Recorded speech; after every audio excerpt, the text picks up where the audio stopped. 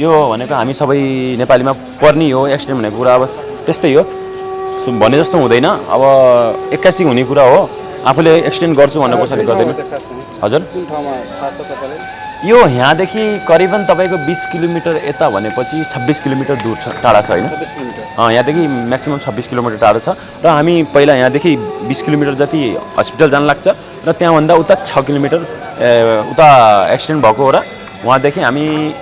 लगभग सायद हामी ढिलो गऱ्यौँ हस्पिटल आउँदा ढिलो गर्दाखेरि उहाँको आफन्तजनहरूले भन्नुभयो पहिला पुलिसलाई बोलाउनु एम्बुलेन्सलाई बोलाउनु गाडीमा नलगाउँ यो गाडीमा लानु हुँदैन गाडीको एक्सिडेन्ट भएको गाडीलाई हल्का टचर भयो ड्राइभरलाई र ड्राइभर पनि हल्का कायर भएर लान नसकेर अनि उहाँको चान्सेस थियो है हामी जहाँसम्म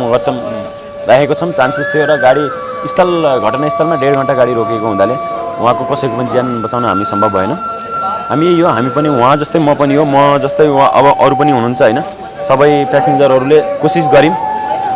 यस्तै हो अब यो जुन भइरहेको छ घटना नघटोस् भनेर लाग्यो र घटिसके पनि सबै कोही आवेगमा नआम्ला हैन के गर्नुपर्छ हैन पुलिसले गर्ने काम त पछि गर्दै राख्छ पहिला मेन आफूले कसैको ज्यान बचाउन सकिन्छ भनेपछि पुलिस आएर पछि के गर्छ भने पनि पहिला आफूले कसैको ज्यान बचाउँ हैन यति भन्न चाहन्छु मगरको आवाज आयो अगाडि अनकन्ट्रोल भएको जस्तो लाग्यो उठेर आउँदाखेरि के भयो सर के भयो भन्दाखेरि तपाईँ भन्नु पनि ट्रकसँग ठोक्यो अलिकति गाडी लोकल बडा मुस्किल कन्ट्रोल भयो भन्ने कुरो भयो त्यसपछि पछि आवाज आयो चिच्चाउने आवाज आएर भेट्यो ए रुकम हजुर मान्छे मरिसक्यो भनेर चोच्चन लाग्नु मैले भनेपछि मैले भन्दा अर्को उरी भने गाडी रोक्नु त भने मान्छे चिच्चान के कारण भनेर रोक्दाखेरि पछाडि मान्छे रगतले पुरा भइसकेको एकजनाको यहाँ फुटेर अब हेर्नुहोस् भित्रबाट नराम्रो गिरीहरू बाहिर आएको थियो गीत गाइरहेको थियो अर्कोको चाहिँ यहाँबाट यो बाहिरी भाग बाहिर त कालो छाला भन्छ नि र बाल भएको त्यो छाला भाँचिएको थियो अब त्यसपछि झरेपछि हामी गाडी रोक्नुभयो त्यहाँ मैले पुलिसलाई फोन गरेँ भने मैले पहिलो गएर एम्बुलेन्सलाई हाने एम्बुलेन्सलाई गएर चाहिँ अब त्यो लोकेसन खोज्नु खोज्यो लोकेसन हामी त जङ्गलबाट लोकेसन ठ्याक्कै हामीलाई थाहा त्यहाँ त्यसपछि मैले भने हेर्नुहोस् एम्बुलेन्सलाई फोन गरेर गर्थेँ बरु पुलिसलाई इन्फर्म गरिदिउँ त्यहाँबाट हामी गाडी लिएर जाऊँ भन्ने मैले 1000चोटि रिक्वेस्ट गरेँ तर उहाँहरूले मान्नु भएन अब आफन्त या को हो उहाँ आफन्त भन्नुभयो मलाई हजुर नमस्ते हामी अहिले मेरो नाम भुवन न्युपाने हो अहिले हामी चाहिँ यहाँ सुल्तानपुर भन्ने ठाउँमा छौँ जहाँ हाम्रो गाडी एक्सिडेन्ट भइरहेको थियो म पनि त्यसमध्ये एउटा प्यासेन्जर हो म पनि फ्यामिलीसँग आएको छु हाम्रो दुईवटा फ्यामिलीको प्यासेन्जर हो र हिजो बेलुकाको घटनाको आधारमा भन्दाखेरि चाहिँ हामी लगभग म पनि अगाडि क्याबिनमै बसेर हेरिरहेको थिएँ ड्राइभरसँग कतिजना हुनुहुन्थ्यो गाडीमा पुरै सबै मान्छे त ठ्याक्कै गनिए छैन है यो त एक्चुअली अब हामीले बस्दाखेरि अब त्यस्तो कहिले पनि प्यासेन्जर गनि नि त हामीले सिट पायौँ सिटमा बस्यौँ हतारमा आएको जाम भन्ने कुरो भयो त्यस्तो ठ्याक्कै काउन्ट भएन अन्दाजा लगाउँदाखेरि 30 देखि माथि नै हो होला हामीले काउन्ट चाहिँ गरेको छैन 30 देखि माथि होला काउन्ट गरिएन तर हामी 10:30 बजे क्याबिनमै थियौँ क्याबिनबाट पछाडि जब 5 मिनट भएको थियो होला हजुर जस्ट आँखा लागेको थियो भ्याम गरेको आवाज आयो अगाडि अनकन्ट्रोल भएको जस्तो लाग्यो उठेर आउँदाखेरि के भयो सर के भयो भन्दाखेरि तपाईँ भन्नु पनि ट्रकसँग ठोक्यो अलिकति गाडी लोकल बडा मुस्किल कन्ट्रोल भयो भन्ने कुरो भयो त्यसपछि पछि आवाज आयो चिच्चाउने आवाज आएर भेट्यो ए रुकम हजुर मान्छे मरिसक्यो भनेर चोच्चन लाग्नु मैले भनेपछि मैले भन्दा अर्को उरी भने गाडी रोक्नु त भने मान्छे चिच्चान के कारण भनेर रोक्दाखेरि पछाडि मान्छे रगतले पुरा भइसकेको एकजनाको यहाँ फुटेर अब हेर्नुहोस् भित्रबाट नराम्रो गिरीहरू बाहिर आएको थियो गीत गाइरहेको थियो अर्कोको चाहिँ यहाँबाट यो बाहिरी भाग बाहिर त कालो छाला भन्छ नि र बाल भएको त्यो छाला भाँचिएको थियो अब त्यसपछि झरेपछि हामी गाडी रोक्नुभयो त्यहाँ मैले पुलिसलाई फोन गरेँ भने मैले पहिलो गएर एम्बुलेन्सलाई हाने एम्बुलेन्सलाई गएर चाहिँ अब त्यो लोकेसन खोज्नु खोज्यो लोकेसन हामी त जङ्गलबाट लोकेसन ठ्याक्कै हामीलाई थाहा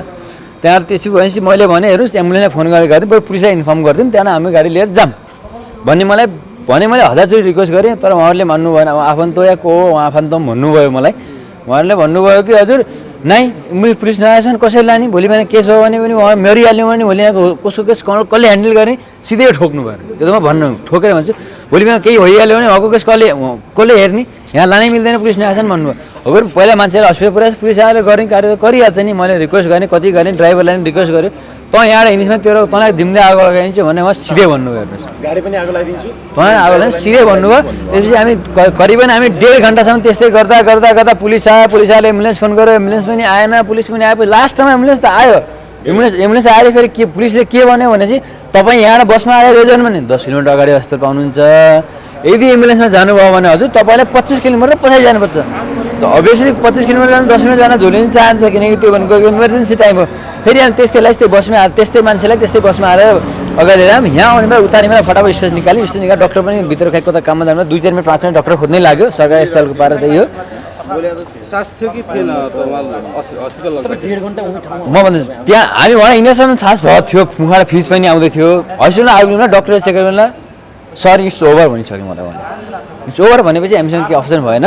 हामी चाहिँ उहाँले उहाँको पवन धामी भन्ने आफन्तले उहाँसँग आम्दानी गर्ने उहाँले भन्नु मेरो मोबाइल लानुभयो ल दाइ यस्तो यस्तो भयो फोन गरेर भन्नुभयो उहाँले पनि भन्न सक्नु भने ल एक्सिडेन्ट भयो भन्नुभयो मलाई भनिदिनुहोस् त हजुर मेरो त हिम्मतै भएन भनेर मैले क्लियर कुरा भने ल हजुर तपाईँले झुट बोल्ने कुरा होइन म सिधा कुरा गरेँ ल हजुर म तपाईँ झुट बोल्ने कुरा होइन यस्तो यस्तो भयो त्यहाँबाट उहाँ रहनु भएन है प्लिज आफूले कन्ट्रोल गर्नु होला म पनि तपाईँको चित्त दुखेको छ भने मैले भनेको त्यसपछि त्यहाँ त अगाडि यस्तै यस्तै भइरह्यो त्यहाँ मान्छे आउनुभयो त्यसपछि बिहान हामी सबै मिलेर सबै 4-5 जना गएर मिलेर लिखित सिखित गरेर एक्सिडेन्ट भयो भने उहाँलाई अर्को हस्पिटलमा सिफ्ट गरियो जिल्ला अस्पतालमा सिफ्ट गरियो त्यसपछि भनेको सबैहरू आउनुभयो त्यही कार्यक्रम चल्यो तपाईँहरू यहाँ कति घन्टा बस्नुभयो वेटिङ त हामी ठ्याक्कै हिजो राति 11 बजे 1-1:30 बजे यहाँ आइपुग्यो हामीलाई अहिलेसम्म 5 बजे आएको हामीले उहाँ हस्पिटलमा थियौँ 1-1:30 बजे गाडी रोक्यो 1-1:30 बजे त्यसपछि अहिलेसम्म हामी यहाँ छौँ अब जाँदै हुनुहुन्छ गाडी पनि हैदराबादमा हजुर ल थ्याङ्क यू सर बाटोमा आउँदाखेरि अगाडि 2टा गाई देखिए त्यो गाईलाई बचाउन खोज्दाखेरिमा जस्ट अगाडिदेखि टरक आइराखेको थियो टरक आउँदाखेरिमा यस्तो गाईलाई बचाइसकेको थियो गाईलाई बचाइसकेपछि टरक आएर यस्तो डाइरेक्ट आएर उसको टरकको तेस्रो सिटबाट हान्दै जाँदाखेरिमा लास्ट सिटको 2जना भाइहरूको पुरा घाइते अवस्थामा त्यही मृत्यु भइहाल्यो त्यसरी आउँदा साइडमा पुरा झ्याप्पै हालेर यस्तो टरक सिधै बस सिधा उसमा खाल्टोमा गयो खाल्टोमा गएको बेला जस्ट उसले ड्राइभरले पुरा यस्तो झ्याक्कै गरेर माथि ल्याउँदा जस्ट अगाडि अझ रुख थियो एउटा रुख थियो त्यस रुखबाट बचाउँदाखेरि पनि त्यो रुखबाट बचाएर यता ल्याउँदाखेरि उसले ब्रेक झ्याप्पै लाउन सकेन किनकि ब्रेक झ्याप्पै लाउन त मिल्दैन नि त अनि नमिल्दाखेरि अगाडि कन्ट्रोल गरेर ल्याइरहेको थियो अगाडि त्यस्तै ल्याएर 10 मिनट अगाडि ल्याएर रोक्यो बस अनि त्यही ल्याएर अनि पुलिसहरूलाई फोन गरेँ अनि पुलिसहरूलाई फोन गरिसक्यो पुलिसहरू आउनुभयो हेरफेर गर्नुभयो अनि एउटा त मृत्यु भइसकेको थियो एउटाको चाहिँ हात चलिरहेको थियो हल्का खुट्टा चलिरहेको थियो पुलिस आउँदासम्म पनि अनि पुलिसले हेरफेर गर्दा के गर्दा यताउता पुरा गर्दै थियो त्यो भाइको पनि त्यही मृत्यु भइहाल्यो त्यसपछि हस्पिटलमा होइन रोडमै हो त्यही हो उतै हो हजुर त्यही घटनास्थलमै मृत्यु भएको पुलिसले हेरेर हेरफेर गर्दाखेरि अनि एम्बुलेन्स बोलाउने तर्खरमा थियो अनि त्यही उसमै त्यो भाइ त्यही मृत्यु भइहाल्यो त्यो भाइको पनि पछि त्यही बसमै हस्पिटलमा ल्याएर आयो ती 2टालाई हस्पिटलमा ल्याइसकेपछि हामी हिजो 12 घन्टा भयो हिजो आएको सञ्चालक समिति जुन प्राचीन नगरपालिका अध्यक्ष के भन्नुभएको थियो उहाँले नै बनाउनु भएको व्यवस्था हामीलाई यहाँ उहाँले नै पठाउनु भएको यहाँ ल्याएर राम्रो व्यवस्था गरिराख्नु भएको छ अहिलेसम्म बस्नेको व्यवस्था गरिराख्नु भएको छ खानेको व्यवस्था गरिराख्नु भएको छ उहाँहरूले नै सबै खानेको व्यवस्थाहरू उहाँले नै गरिराख्नु भएको छ अहिलेसम्म बस पनि आइसक्यो लिनको लागि हामीलाई बस पनि मेरो नाम प्रकाश नेउपाने म हाल सुर्खेतमा बस्ने गर्छु र मेरो जब चाहिँ हैदराबादमा छ र अहिले हामी सँगै आउनुभएको 2जनाको निधन हुँदा हामी सबैलाई एकदम दुःख भइरहेको छ तर अहिले हामी बाटोमा आएर दुर्घटना भएर होइन आफ्नो एउटा गन्तव्यसम्म जान नसक्दाखेरि हामीलाई साह्रै दुःख लागेको छ हामी त जे छौँ सकुल छौँ सबैहरूको अगाडि देखिन्छौँ र 2जना जो मृत्यु हुनुभयो उहाँको लागि एकदमै दुःखी हुँदाखेरि अहिले सबै नेपाली जनता हामी प्यासेन्जरै खुद मिलेर उहाँलाई एकदम कोसिस गऱ्यौँ र उहाँको एक त माइनस पोइन्ट कस्तो भयो भनेपछि उहाँको आफन्तजनहरूले पनि हामी लगम पुलिस केस पछि गर्छ र हामी जे सक्छौँ गर्छौँ भन्दाखेरि पनि हल्का वेट गराउनु भएर सकेसम्म यो जुन सिचुएसन छ अरू कसैले पर्दाखेरि पनि अरूले नगर्नुला भन्न चाहन्छौँ होइन यो भनेको हामी सबै नेपालीमा पर्ने हो एक्सिडेन्ट भनेको कुरा अब त्यस्तै हो भने जस्तो हुँदैन। अब 81 हुने कुरा हो, आफूले एक्सटेन्ड गर्छु भन्ने कसैले गर्दैन। हजुर, कुन ठाउँमा थाहा छ तपाईँलाई? यो यहाँदेखि करिबन तपाईँको 20 किलोमिटर यता भनेपछि 26 किलोमिटर दूर छ, टाढा छ होइन। 26 किलोमिटर। यहाँदेखि म्याक्सिमम् 26 किलोमिटर टाढा छ र हामी पहिला यहाँदेखि 20 किलोमिटर जति हस्पिटल जान लाग्छ र त्यहाँभन्दा उता 6 किलोमिटर उता एक्सिडेन्ट भएको हो र वहाँदेखि हामी